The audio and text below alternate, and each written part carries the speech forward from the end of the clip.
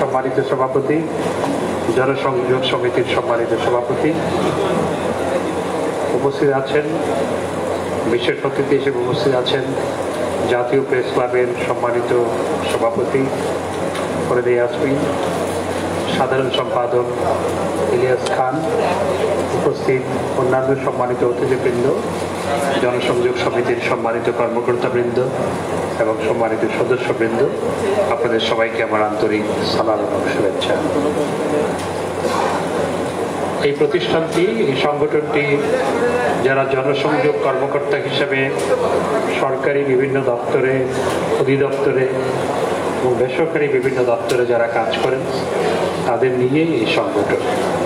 এটি একটি গুরুত্বপূর্ণ সংগঠন আমি মনে করি, এবং এই সংগঠনের যারা সদস্য তারা স্ব প্রতিষ্ঠানের, স্ব দপ্তরের যে কার্যক্রম সেগুলোর সাথে সাংবাদিকদের সংযোগ ঘটানো, গণমাধ্যমের সংযোগ ঘটানো, একই সাথে সেই প্রতিষ্ঠানগুলো বিভিন্ন কার্যক্রম সুচারুভাবে উপস্থাপন এবং সেই কার্যক্রমগুলো পরিচালনা করার ক্ষেত্রে অত্যন্ত গুরুত্বপূর্ণ ভূমিকা পালন করে। এবং এটি যে কত গুরুত্বপূর্ণ কাজ, যারা আমরা পাবলিক লাইফে আছি, যে যারা রাজনীতিবিদ কিংবা রাজনীতিবিদ ছাড়াও যারা পাবলিক ফিগার, তাদের ক্ষেত্রে এটি যে কত গুরুত্বপূর্ণ সেটি আমরা অনুধাবন করতে পারি। এবং যে কোনো সংগঠনের ক্ষেত্রেও এটি অত্যন্ত গুরুত্বপূর্ণ, যে কোনো প্রতিষ্ঠানের ক্ষেত্রেও এটি অত্যন্ত গুরুত্বপূর্ণ। কারণ একজন জনসংযোগ কর্মকর্তার কর্মদক্ষতার উপর নির্ভর করে সেই প্রতিষ্ঠানের সুখ্যাতি, সেই প্রতিষ্ঠানের কর্মকর্তাদের সুখ্যাতি, সেই প্রতিষ্ঠানের কার্যক্রম জনগণের সামনে উপস্থাপন করা, এগুলো অনেকটা নির্ভর করে একজন জনসংযোগ কর্মকর্তার উপর। তাই আমি মনে করি তারা অত্যন্ত গুরুত্বপূর্ণ কাজ করছে। একটু আগে আপনাদের পক্ষ থেকে একজন বক্তৃতায় বলেছেন যে আপনাদের প্রশিক্ষণের প্রয়োজন। হ্যাঁ, অবশ্যই আপনাদের প্রশিক্ষণ আছে, আপনাদের আরও প্রশিক্ষণ অবশ্যই প্রয়োজন রয়েছে। কারণ আজকে তথ্য প্রযুক্তির যুগ। তথ্য প্রযুক্তির যুগে যদি জনসংযোগ কর্মকর্তার যদি ডিজিটাল লিটারেসি না থাকে, তাহলে সেই জনসংযোগ কর্মকর্তা আজকের এই যুগে তার পক্ষে কর্ম পরিচালনা করা সম্ভব নয়।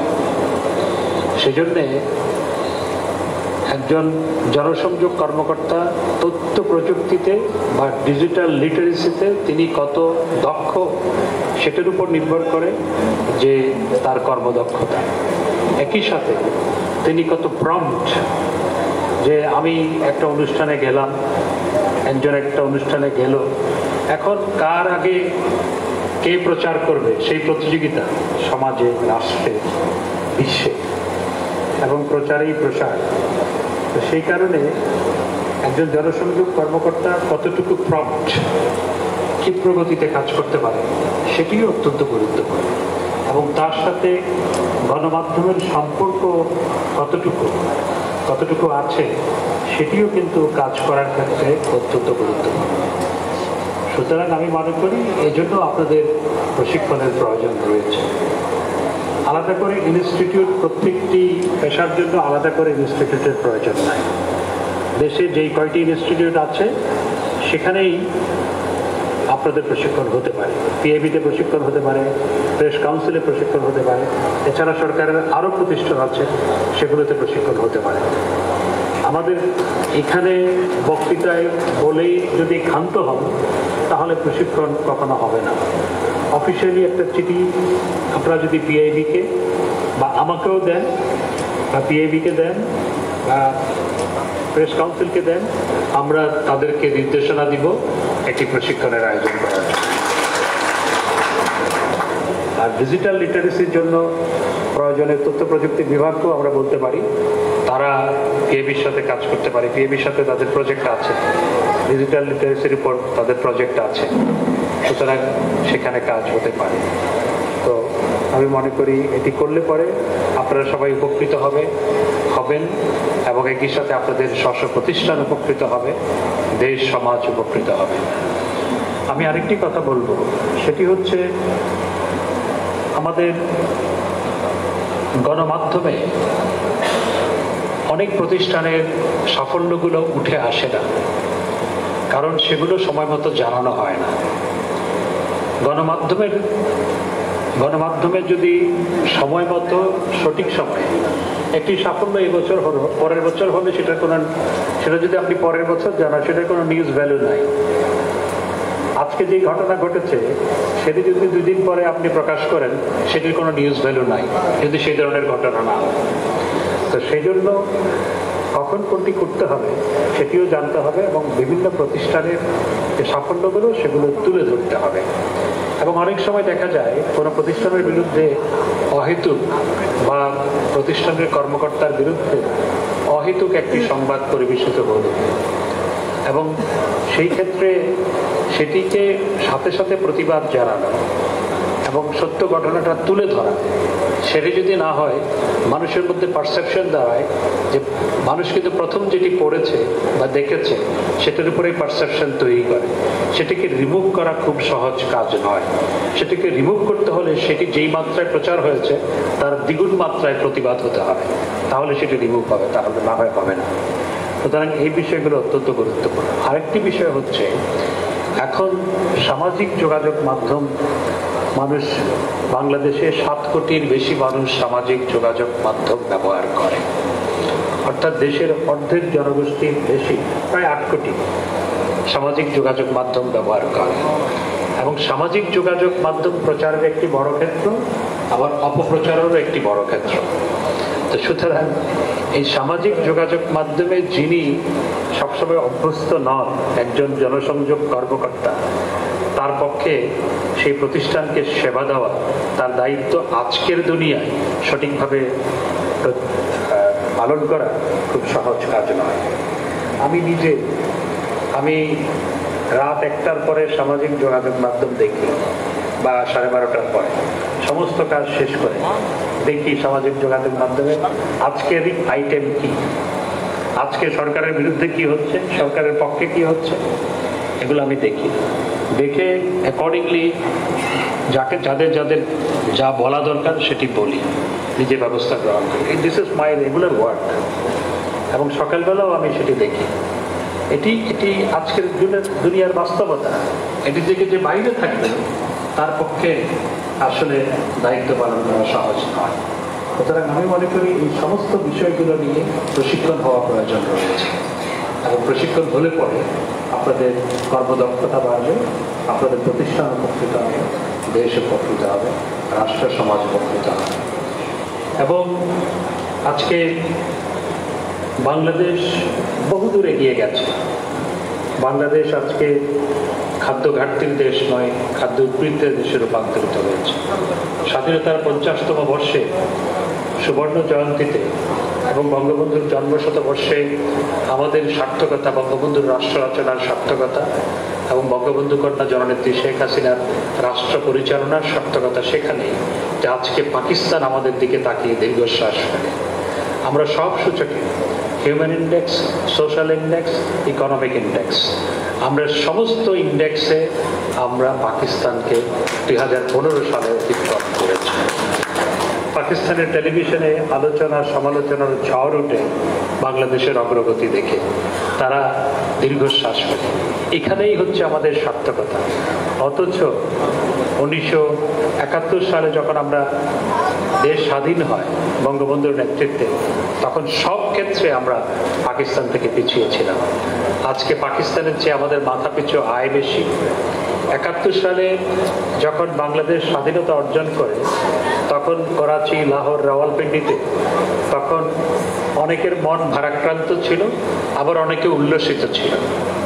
কারণ তাদের অনেকে বলেছে ভুকা বাঙালি চলা গিয়া, যে এই ভুকা বাঙালি চলে গেছে, ভালো হয়েছে। এটা তাদের মধ্যে এটি বলে তারা অনেকে উল্লসিত হয়েছে। আমরা কালো এবং খাটো বলে আমাদেরকে অবজ্ঞা করা হতো। আজকে এই কালো এবং খাটো মানুষগুলো পাকিস্তানকে সব ক্ষেত্রে অতিক্রম করেছে। শুধু জনসংখ্যা বৃদ্ধিতে আমরা অতিক্রম করতে পারি, তারা এগিয়ে আছে।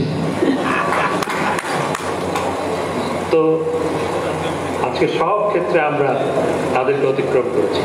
আমরা ভারতকেও মানব উন্নয়ন সূচক, সামাজিক সূচকে আমরা অতিক্রম করেছি। সাম্প্রতিক সময়ে মাথাপিছু আয়ের ক্ষেত্রেও আমরা ভারতকে অতিক্রম করেছি। ভারতে আর বলার সুযোগ নাই যে বাংলাদেশিরা ভারতে অর্থনৈতিক কারণে অনুপ্রবেশ করছে, সেই কথা কেউ বললেও সেটি আর বিশ্বাসযোগ্য নয়। কারণ আমাদের মাথাপিছু আয় ভারতের চেয়ে বেশি, আশেপাশের রাজ্যের চেয়ে তো অনেক বেশি। আর সর্বভারতীয় যে মাথাপিছু আয়, সেটির চেয়েও আমাদের মাথাপিছু আয় কয়েকশো ডলার বেশি এখন। এবং এটি আমার কথা নয়, এটি বিশ্ব গণমাধ্যম, পৃথিবীর বিভিন্ন ক্রেডিবল মনিটারি অর্গানাইজেশন, তাদের প্রতিবেদনে এটি উঠে এসছে। বাংলাদেশের মানুষের মাথাপিছু আয় এখন 2554 মার্কিন ডলার, যেটি অভাবনীয়। আজ থেকে 12 বছর আগে, 13 বছর আগে সেটি ছিল 600 ডলার মাত্র। অর্থাৎ 4 গুণের বেশি বৃদ্ধি পেয়েছে 12 বছরে মাথাপিছু আয়। কিন্তু বাংলাদেশের বিরুদ্ধে একটি গোষ্ঠী সবসময় অপপ্রচারে লিপ্ত। তারা দেশের অভ্যন্তরে অপপ্রচারে লিপ্ত, আর দেশের বাইরে থেকে জোরালোভাবে অপপ্রচারে লিপ্ত। তাদেরকে রীতিমতো অর্থ দিয়ে পোষা হয়। সাম্প্রতিক সময়ে যে সমস্ত কথোপকথন লিক হয়েছে, সেখান থেকে দেখা গেছে একজন ব্লগার, সামাজিক যোগাযোগ মাধ্যমে যিনি দেশের বিরুদ্ধে অপপ্রচারে লিপ্ত, তাকে কিভাবে পয়সা দেওয়া হয়েছে, এবং পয়সা দেওয়ার পরও তিনি যে সঠিকভাবে সার্ভিস দিতে পারেন নাই বিধায় একজন বিএনপি নেতা তাকে বকাঝকা করছে। সাম্প্রতিক সময়ে আপনারা সামাজিক যোগাযোগ মাধ্যমে দেখেছেন। অর্থাৎ বাংলাদেশের এমন অগ্রগতিতে সারা পৃথিবী আজকে প্রশংসা করছে বাংলাদেশে।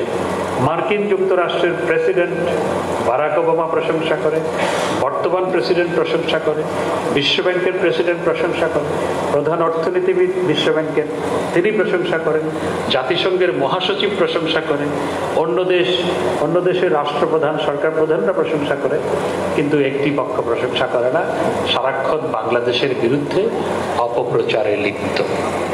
তাই আপনারা যেহেতু জনসংযোগ কর্মকর্তা, সেই জন্য আপনাদের এখানে এই কথাগুলো বলা অত্যন্ত যৌক্তিক বলে আমি মনে করি। তাই দেশের বিরুদ্ধে যাতে অপপ্রচার না হয়, সেটির দিকেও মাথায় রাখতে হবে, সেটিও মাথায় রাখতে হবে, এবং সে ব্যাপারে আমাদের সবাইকে সতর্ক থাকতে হবে।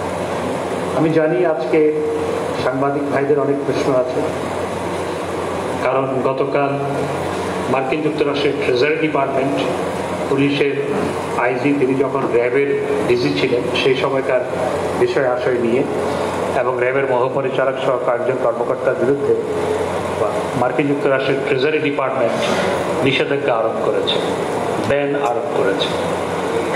জনসংযোগ কর্মকর্তাদের সত্য জানানোর স্বার্থেই আমি দুই একটি কথা বলতে চাই। এই মার্কিন যুক্তরাষ্ট্রই নরেন্দ্র মোদীর বিরুদ্ধেও ট্রাভেল ব্যান আরোপ করেছিল। ভারতের বর্তমান প্রধানমন্ত্রী শ্রী নরেন্দ্র মোদীর বিরুদ্ধে মার্কিন যুক্তরাষ্ট্র ট্রাভেল ব্যান আরোপ করেছিল। আর সেই নরেন্দ্র মোদীকে তারা পরবর্তীতে লাল গালিচা সম্বর্ধনা দিয়ে অভ্যর্থনা জানিয়েছে মার্কিন যুক্তরাষ্ট্র। এবং মার্কিন যুক্তরাষ্ট্র যেই কথাগুলো বলে তাদের উপর ট্রেজারি ডিপার্টমেন্ট ব্যান আরোপ করেছে, মার্কিন যুক্তরাষ্ট্রের নিরাপত্তা বাহিনীর বিরুদ্ধে মানবাধিকার লঙ্ঘনের, চরম মানবাধিকার লঙ্ঘনের বহু অভিযোগ উত্থাপিত হয়েছে। এমনকি এই বছরের 26শে ফেব্রুয়ারি ইউএন হিউম্যান রাইটস এক্সপার্টস, এবছরের 26শে ফেব্রুয়ারি ইউএন হিউম্যান রাইটস এক্সপার্টস তারা একটা কল জানিয়েছে, এবং সেখানে বলছে, called on the US government to adopt wide-ranging reform to put an end to police violence and to vigorously address systematic racism, racial discrimination.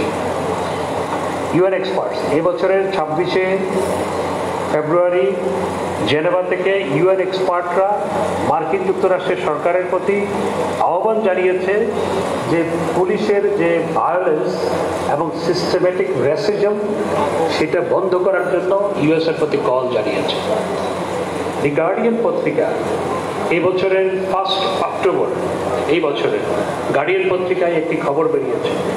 সেখানে সেই guardian পত্রিকার সেই খবরে বলা হচ্ছে মার্কিন যুক্তরাষ্ট্রে পুলিশি হেফাজতে যত মানুষের মৃত্যু হয় 1980 সাল থেকে 2018 সালের পরিসংখ্যান অনুসন্ধান করে জানা গেছে তার মধ্যে 55% মৃত্যু আনরিপোর্টেড অর মিসলেবেলড, অর্থাৎ হয় জানানো হয় না অথবা মিসলেবেলড, যে ভিন্ন একটা বিষয় সেখানে জুড়ে দেওয়া হয়।